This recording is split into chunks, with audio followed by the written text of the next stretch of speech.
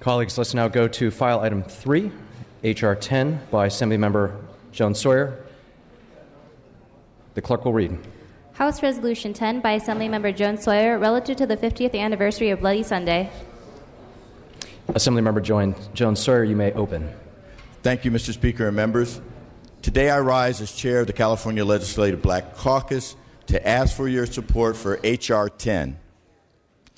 H.R. 10 recognizes the 50th anniversary of Bloody Sunday. African Americans and people of color across this country have persistently been blocked from the ballot box. The courageous people of Selma, Alabama, and many others challenged this injustice.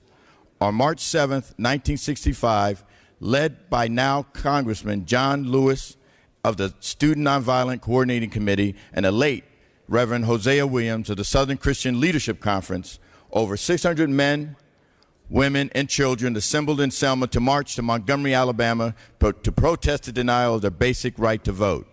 As the marchers began to cross the Edmund Pettus Bridge, Alabama state troopers fired tear gas into the crowd and savagely beat the marchers, which caused over 50 people to be hospitalized. Americans across the country witnessed this horrific event as news stations broadcasted the brutality worldwide. This day became infamously known as Bloody Sunday. After witnessing this disgraceful violence and from years of lobbying by civil rights leaders, President Lyndon Johnson strongly encouraged the Congress to pass what eventually became known as the 1965 Civil Rights Act. Despite such progress, access to voting is still a problem. As many of you are aware, the Supreme Court recently struck down one of the most important provisions of the Voting Rights Act, in spite of at least 19 states either enacting or having introduced bills to make it more difficult to vote. Although on face value, no one in this country accepts violence on peaceful protesters, issues persist among people and communities of color, in particular with black men and women. Our president's recent speech in Selma best summed up the significance of this historic event. 50 years of Bloody Sunday. Our march is not yet finished, but we're getting closer. Our job's easier because somebody already got us through the first mile. Somebody already got us over the bridge. When it feels like the road is too hard, we will remember these early travelers and draw strength from their example and hold firmly the words of the prophet Isaiah. Those who hope in the Lord will renew their strength. They will soar on the wings like eagles. They will run and not grow weary. They will walk and not be faint. I respectfully ask for your aye vote, and the first row is open for authors. Mr. Ridley Thomas, you are recognized. Thank you, Mr. Speaker. Members, I rise in my capacity as chair of a committee tasked with protecting the voting rights to urge passage of House Resolution 10 by this body. My colleague from South Los Angeles, the author of the resolution, and the gentleman from Northern Sacramento, and I made a pilgrimage this past weekend for a study in justice in the struggle for voting rights.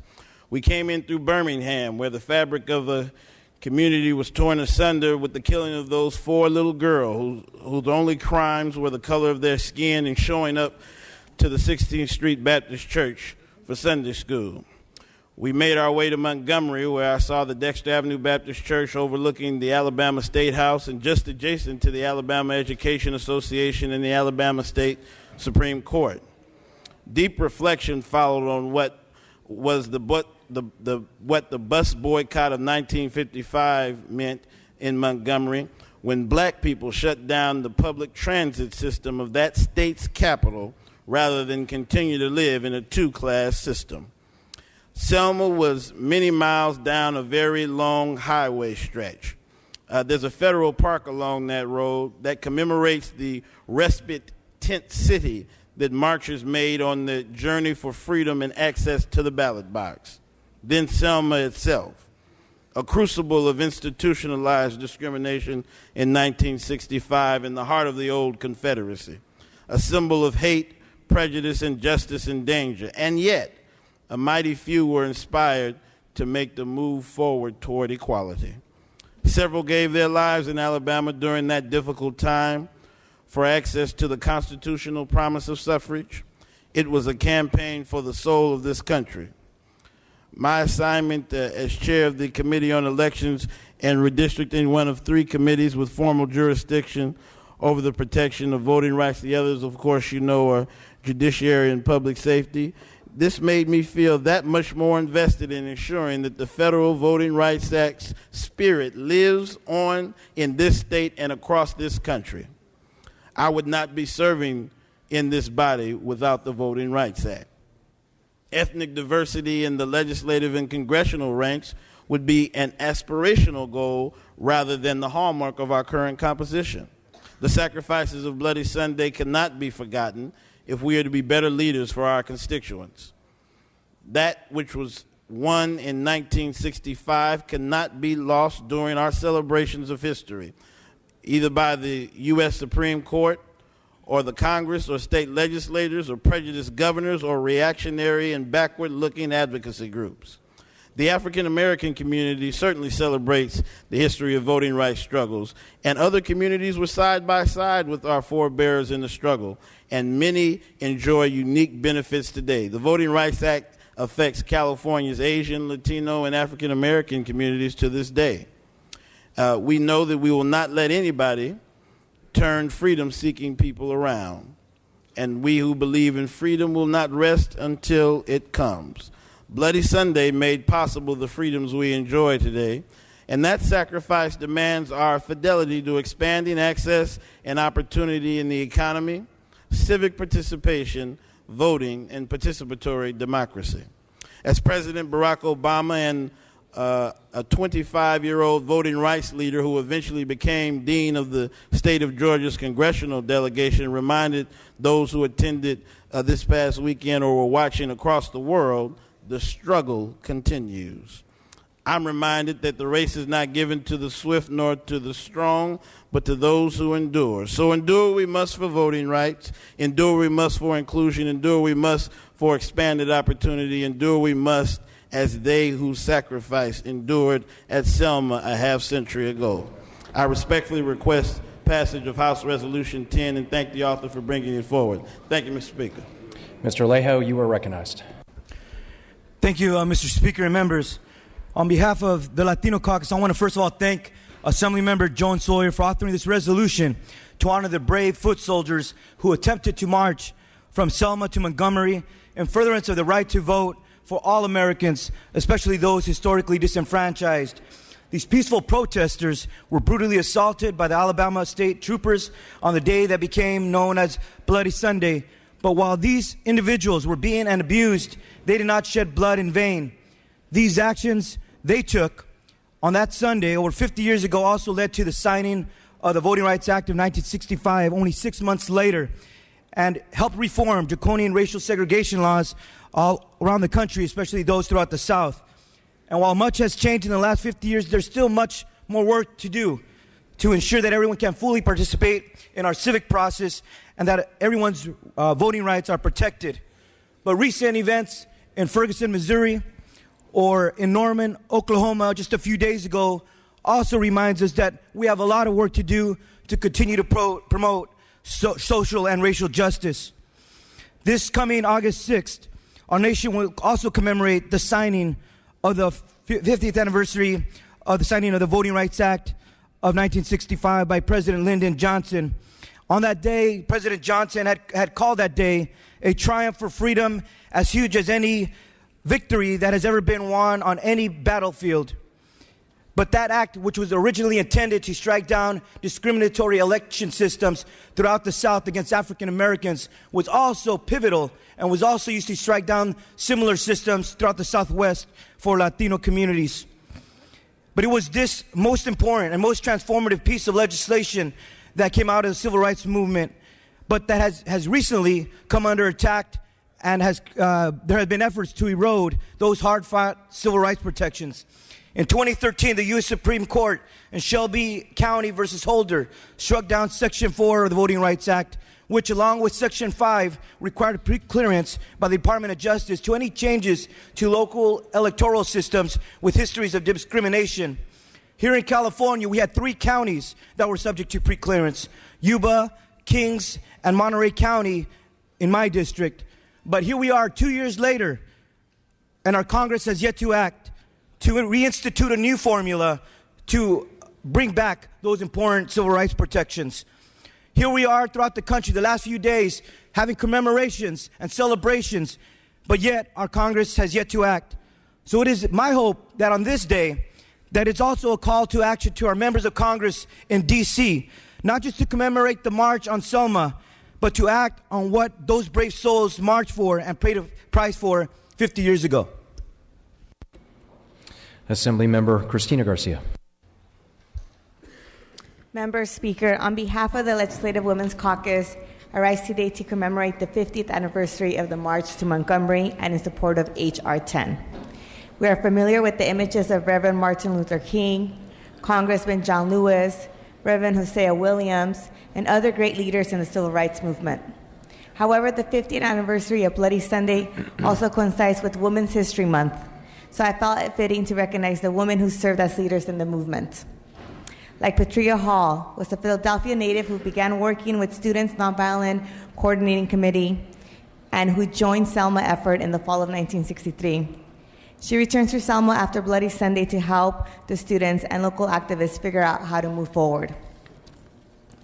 Hall was such a gifted speaker, and it was her common refrain of, "I have a dream," that inspired Dr. King's most famous speech. It was Diane Nash whose plan for a nonviolent march on Montgomery inspired the initial Selma March, which became known as Bloody Sunday.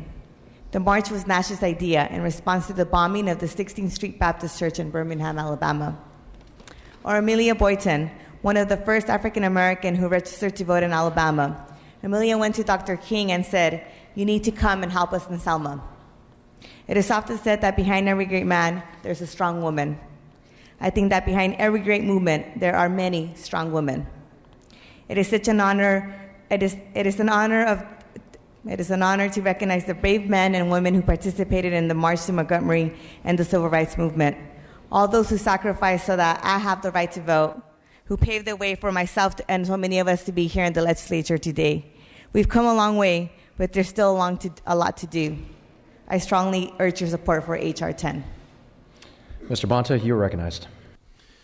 Mr. Speaker and members, on behalf of the Asian and Pacific Islander Legislative Caucus, I rise in strong support of H.R. 10 to honor the peaceful civil rights protesters who marched in Selma, Alabama in 1965, fighting for the right to vote. In photos that you may have seen from the Selma marches, you will notice that Martin Luther King Jr., John Lewis, and other demonstrators can be seen wearing the iconic Hawaiian flower leis. These leis were a gift from Reverend Abraham Akaka, brother of U.S. Senator Daniel Akaka, who met Dr. King previously during a lecture at the University of Hawaii. The leis represented a symbol of solidarity with the marchers in Selma. As we celebrate the 50th anniversary of this significant moment in history, I ask you to continue this tradition of solidarity with me by supporting this resolution. Please join me in voting aye to renew our commitment to fighting for equality, fairness, and justice in our state and in our nation. Member Levine, you're recognized. Thank you, Mr. Speaker and members. On behalf of the Jewish Caucus, I proudly rise in support of H.R. 10, and I thank the author for bringing forward this important resolution. The march from Selma and what happened on the Edmund Pettus Bridge in 1965 represents a historic moment for people of color and for all Americans. We must never forget what occurred on Bloody Sunday. Toward that end, this past week, we witnessed the coming together of diverse people of a diverse nation to remember that historic moment. Sadly, last week we also witnessed a disturbing demonstration of racism at the University of Oklahoma. This is unacceptable, and we must stand up against bigoted and hateful speech. When we have a culture at our colleges that fosters intolerance, we ought not be surprised when we see the ugly face of intolerance rear itself in the form of blatant hate. We simply cannot allow our campuses to be domiciles of hate. Instead, we must create a climate on campuses all across America where we embrace our diversity and recognize that this rich diversity is what defines America. The anniversary of Bloody Sunday and the recent incident 50 years later at the University of Oklahoma reminds us that we have to be ever vigilant and mindful of the presence of hate and the environment that allows hate to grow and prosper. I urge and I vote. Thank you. Dr. Weber, you are recognized at your desk. Yes, Mr. Speaker and members, I too rise today and thank the chair of the Black Caucus for bringing forth this resolution for Bloody Sunday. As a child of a former sharecropper in Hope, Arkansas, and having traveled to the South as a child, and remembering Bloody Sunday, remembering Medgar Evers' death, remembering my cousins in Arkansas in the Little Rock Nine, and remembering the atmosphere that existed in this country, I stand today in humility with regards to those who walked across that bridge. But as I always say, history that we study is really for our learning, for the development of character. And every time I study the history of the civil rights movement or the history of nationalism in this country, or look at the courageous individuals who fought against racism and discrimination and slavery in this country, it constantly reminds me of the courage of those Africans in this country who had the audacity to believe in America, the audacity to want to be an American in the face of all the rejection that they had after one incident after another, to still believe that there was something called justice and equality in America, and that they could achieve it despite 300 years of oppression and discrimination and rejection. When we think about this march, the Bloody Sunday, I'm reminded not just of Bloody Sunday, but I'm reminded of the Red Summer of 1919, where there was so much blood shed in this country after African Americans came back from fighting in World War I and had the audacity to wear their uniform in this country and to be shot and killed in uniform for once again asserting themselves just to be treated as Americans. And so there was always a bloody experience, a red summer where the blood flowed so rapidly and so much in this country. They call this the Red Summer of 1919. I'm constantly reminded of the fact that in the midst of crossing that bridge, those individuals were fully aware of the fact that there had been some death in Mississippi, that they had killed Medgar Evers because he wanted the right to vote, that they had bombed the church in Birmingham and killed 3 innocent little girls in the area of civil rights, that in the midst of all of that, they had stood and there had been those coming in from Swerner and Cheney and Goodman who were killed because they were trying to register people to vote and then buried in the dam. And so in the midst of all of that, it made me realize that African Americans are strong, determined, have a vision for America, sometimes greater than most. I often say I'm the most American of Americans, if there's such a thing, because my folks believed in this country, fought to be a part of this country when they were constantly rejected from being just simple, ordinary Americans with the right to vote, and who participated in every war this country has ever fought valiantly without ever being recognized for that. So when we think about Bloody Sunday, we have to think about that and put it in that context. Those simple individuals were actually courageous people who had no cover from the government, who had no support from the president, who did not have people with them to protect them from the viciousness that was going to happen.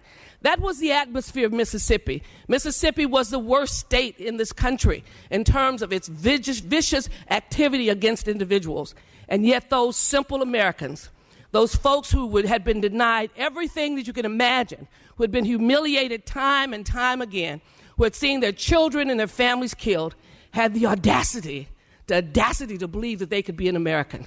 And so when I look at that, we should all be strengthened by that fact, that this country has something so valuable, something so important, a democracy that supposedly respects every individual, that people have fought so hard just to be not the top, not the middle, but just to be considered the average individual, to be a part of this country.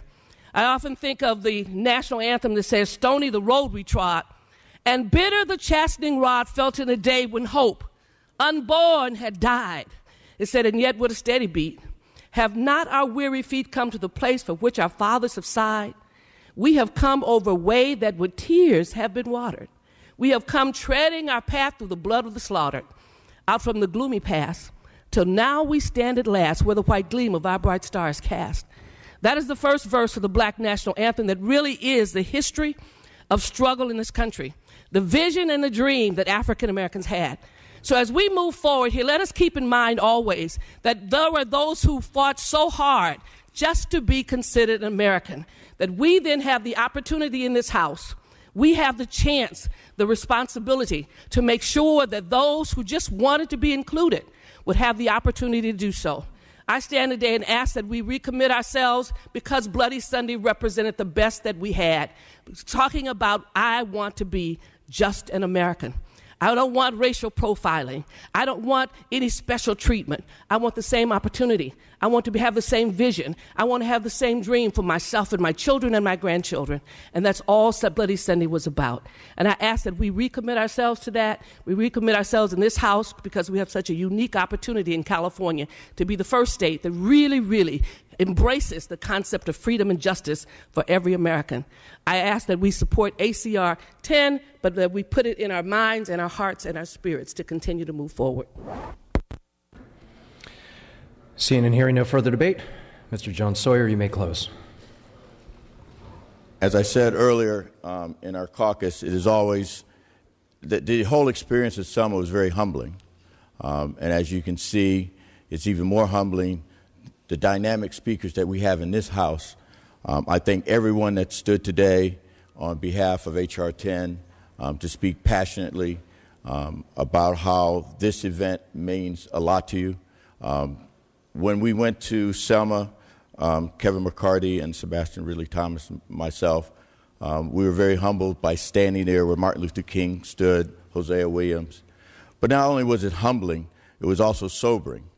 Because as we sat there, knowing that 50 years ago, there was a young man named Jimmy Lee Jackson who was shot by a public safety officer, state trooper, unarmed African-American male, and then to come back to your hotel room, turn on your TV, and know that almost to the day, a young African-American male in Wisconsin was shot by a public safety officer. It tells you that no matter how much things have changed, some things are still the same. And so when we look at taking that march from Selma to Montgomery, to know that on the steps of the Montgomery State House 50 years ago, there was a governor named George Wallace that said segregation now, segregation tomorrow, segregation forever during that time. To also know that the Alabama governor now, Robert Bentley, is against affirmative action, is against immigration, is against gay rights and civil unions, that he is kind of continuing what George Wallace has done.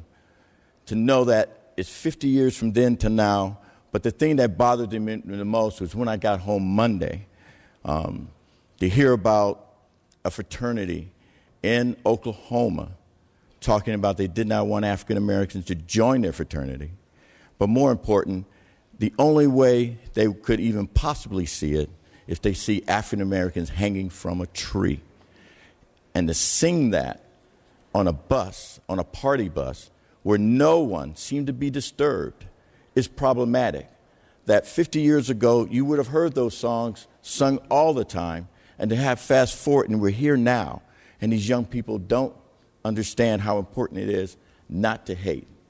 So I think today we are all rejuvenated by everyone that spoke in this chamber today, that we have to be reinvigorated in the fight that those people laid their lives down 50 years ago. They put their lives in harm's way so that we all could have the kind of assembly house that we have right now.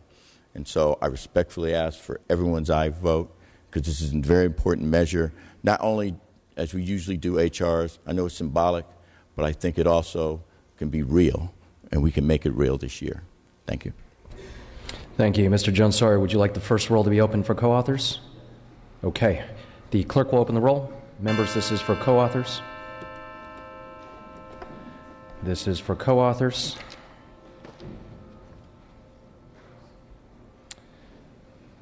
The clerk will close the roll. 75 co-authors are added. We can take a voice vote on this item. All those in favor, please say aye. Aye. All those opposed, say nay. The ayes have it. The resolution is adopted. Colleagues, why don't we now go to item 4, ACR 25 by Assemblymember Obernolte. The clerk will read. Assembly Concurrent Resolution 25 by Assemblymember Obernolte relative to Pi Day. Mr. Obernolte, you may open. Thank you, Mr. Speaker. Hello. Members, the Greek letter pi represents the ratio of a circle's circumference to its diameter. Pi Day was first celebrated 27 years ago at the Exploratorium in San Francisco. It's celebrated annually on March the 14th because on that date, 314 represents the first three digits of pi, 3.14. Pi Day will take special significance this year because on Saturday, March 14th, 2015 at 9:26, the first 10 digits of pi will be represented for the only time in 100 years. So, why should we care about this? We should care because the study of pi begins in high school for students with the study of the subjects of geometry and trigonometry. And these are subjects studied by all students, but they are foundational for a preparation in the study of science, technology, engineering, and mathematics, the so-called STEM fields. And these fields are critically important to the future of the state of California and our country. According to a Brookings Institute survey, over 20% of current careers in the United States require specialized preparation and education in STEM-related fields. And the U.S. Department of Commerce says that over the next decade, job growth in STEM-related fields will be over 3 times the job growth in unrelated fields. So the question is, are we adequately preparing our students for careers in this new economy? And I regret to tell you the answer is no. Last year there was a survey among 34 different industrialized countries. This was a study of 15-year-old high school students that tested their knowledge of mathematics and science. And I am embarrassed to tell you that students from the United States ranked 26th out of 34 in mathematics and 21 out of 34 in science, which is shameful. Furthermore, as you heard Assemblymember Chang say, women are substantially underrepresented in STEM-related fields, as are African Americans and Latinos. We cannot allow this to continue. ACR 25 will improve this situation in small measure by linking the definition of pi, the celebration of Pi Day, to education in STEM-related fields and encouraging students to pursue education and careers in STEM-related fields. Members, I respectfully ask for your aye vote. Mr. Speaker, at this time, I'd request that the roll be open for co-authors on ACR 25. Thank you. Seeing and hearing no further debate, Mr. Obernolte, I will assume that is your close. The clerk will open the roll. Members, this is for co-authors.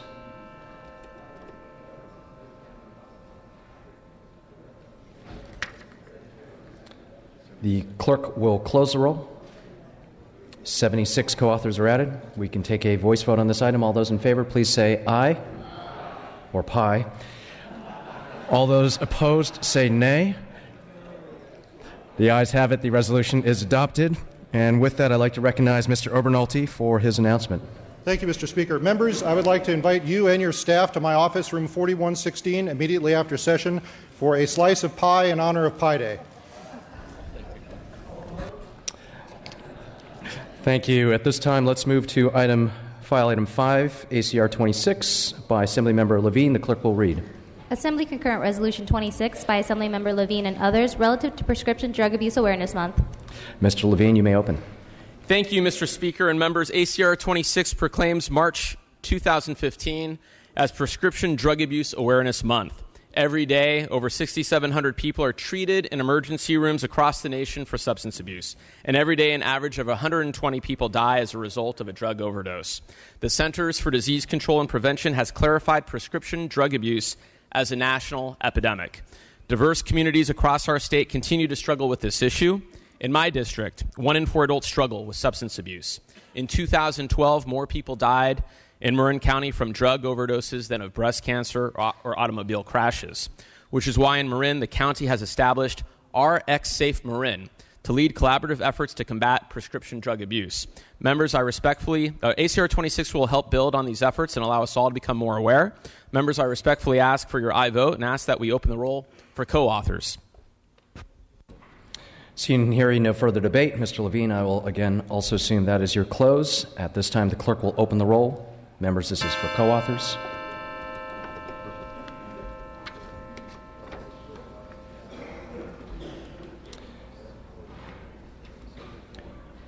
The clerk will close the roll. 75 co-authors have been added. We'll take a voice vote on this item. All those in favor, please say aye. All those opposed, say nay. The ayes have it. The resolution is adopted. Going to file item 6, ACR 27. We will pass and retain that item. We've already dispensed with file item 7, ACR 28. File item 8, ACR 31. We will also pass and retain. This concludes our business on the daily file. At this time, we will move to our announcements and adjournments in memory.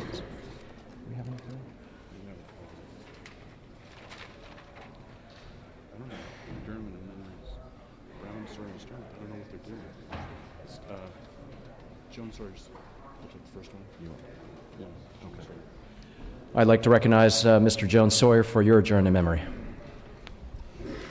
Mr. Speaker and members, I rise to adjourn in memory of James Davis Lights, Sr., son of former Capitol staffer and current lobbyist Jim Lights, Jr.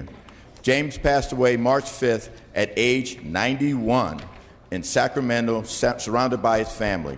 He was born in Philadelphia on July 15, 1923, and graduated from Overbrook High School in 1942. In 1943, James and his two brothers were drafted into the war, where he served as a sergeant in a segregated unit in the World War II Pacific Theater. James returned to Philadelphia after the war, and while working full-time as a U.S. Postal Service letter carrier, graduated from Temple University and attained a master's from Columbia University. In 1959, James moved to California, where he was an educator for over 60 years in several school districts, where he served in numerous leadership roles. James will be missed and is survived by his son, daughter-in-law, and several grandchildren. Thank you. Thank you. I'd like to now recognize Ms. Brown. Thank you, Mr. Speaker. Members, I ask that this House adjourn in the memory of Josephine Lorraine Ocampo Velarde, who passed away on February 28th after suffering a heart attack at the age of 69. Lorraine was born in Arizona but came to San Bernardino when she was 1 year old. She graduated from St. Bernardine's High School and attended San Bernardino Valley College. Lorraine was passionate about her love for San Bernardino and worked tirelessly in the city and in several jobs after leaving her job at a local law firm. She worked for the city of San Bernardino for 18 years. She was the chief of staff, she was a public information officer, and she worked for the Economic Development Agency. And she did that for the mayor, one of the long-standing mayors, Mayor Holcomb of San Bernardino. She was active in many community organizations, and she served on the city's Civil Service Board. She was a regent of the Court of Our Lady of Peace, 1306 Catholic Daughters of America, board member for the Salvation Army, member of St. Bernardine's Catholic Church, and she chaired the Multicultural Festival. She was appointed by the Bishop of the Diocese of San Bernardino to the Women's Commission, where she served as vice chair. We will miss Lorraine's contagious enthusiasm, her warm smile, her sense of humor, and her laughter that would light up a room. She leaves a legacy that will endure for years to come, and I ask that this body adjourn in her memory. Thank you. Thank you. I'd like to recognize Mr. Holden. Thank you, Mr. Speaker. I join and rise in recognizing Mr. James Light, Sr. as well. Prior to relocating to Sacramento, Mr. Light made history in my district. He became one of the first African-American school administrators in the Pasadena Unified School District, becoming an assistant principal in 1964 at Jackson Elementary School, and later the school principal in 1966. He also managed the Pasadena Unified School District Federal Title I program. Over a 60-year career in education, James also served as a principal in the Los Angeles and Monrovia Unified School District. James Light was a strong education advocate and served my community with distinction. I thank you for adjourning in his memory. Thank you, Mr. Holden. I'd like to now recognize Mr. Steinorth.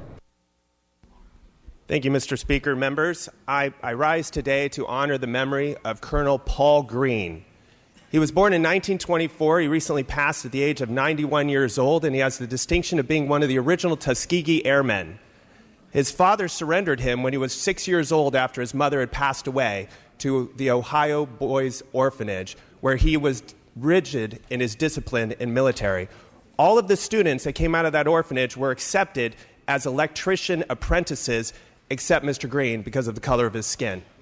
Because of his regimented military ways, he was accepted into the military, where he learned to fly and became one of the original Tuskegee Airmen, served 3 decades in the Air Force, and ultimately became the base commander of Norton Air Force Base, where he was the last base commander when that base was retired in 1992.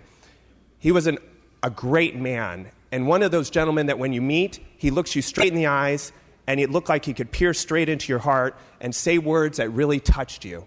And he's going to be missed tremendously in my district. He's survived by his wife, Angel. He has 2 children and 3 grandchildren, and we wish them the best. I'd like to also recognize Ms. Brown on this. I would be remiss if I did not stand and speak, members, as well as my colleague from the 40th. As a member of the Veterans Committee and a friend of Colonel Paul Green and his wife. As you heard, he was in an orphanage, and as I interviewed him many, many years ago, he talked about how that orphanage experience structured him to be able to go into the military.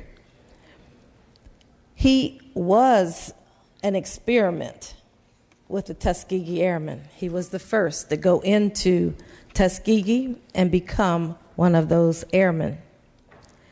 But imagine how the community felt, the pride that we felt when he was stationed at Norton Air Force Base, the first African American to do so in our community.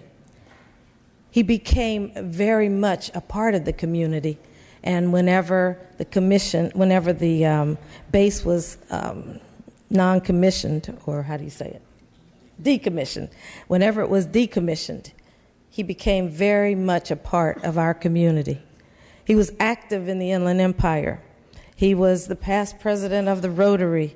He was a part of the Tuskegee Airmen as they continued the work that they were doing in the community with youth.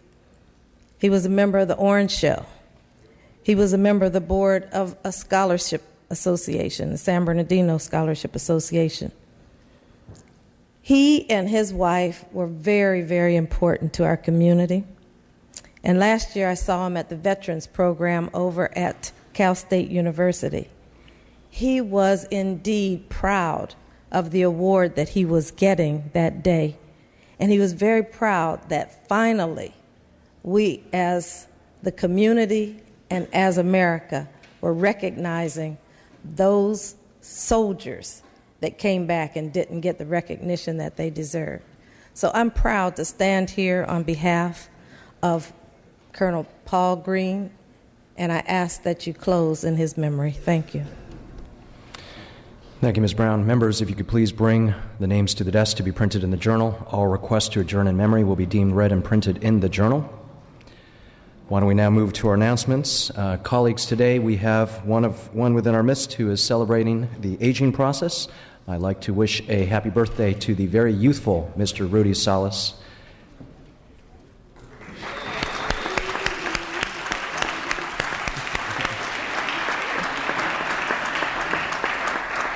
And with that, the session schedule is as follows. On Friday,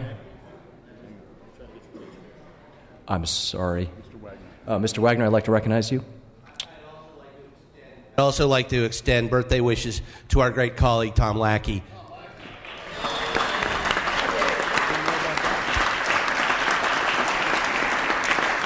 Happy birthday, who Mr. Lackey. I will note is also as youthful looking, but has much more experience than Mr. Salas at this. I'm not going to entertain a point of personal privilege on that.